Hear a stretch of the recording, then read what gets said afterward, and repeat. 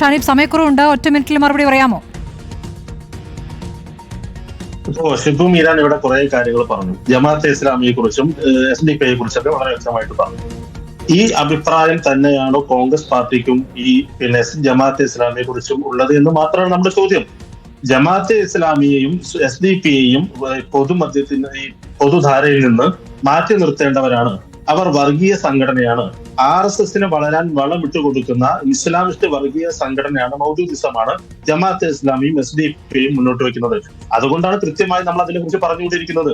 ഒരു ഘട്ടത്തിൽ നമ്മൾ RSSനെ ഇതിനെ മാത്രം പറഞ്ഞിരുന്നാൽ ഒരു ഭാഗത്തു കൂടി ഇവിടുത്തെ ചെറുപ്പക്കാരെ മുഴുവൻ വർഗീയതയിലേക്ക് കൊണ്ടുപോകുന്ന ഒരു വലിയ ശക്തിയായി ജമാഅത്തെ ഇസ്ലാമിയും SDPIയും വരുന്നു എന്ന് ഞങ്ങളല്ല ആദ്യം പറഞ്ഞത്.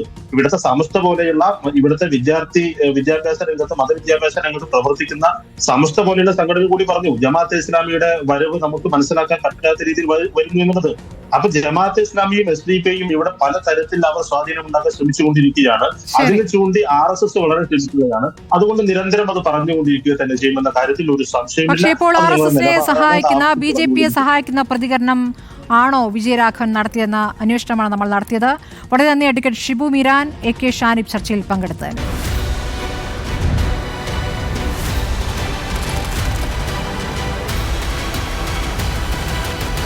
ഡിബേറ്റ് വിത്ത് സ്മൃതി പരുത്തിക്കാട്.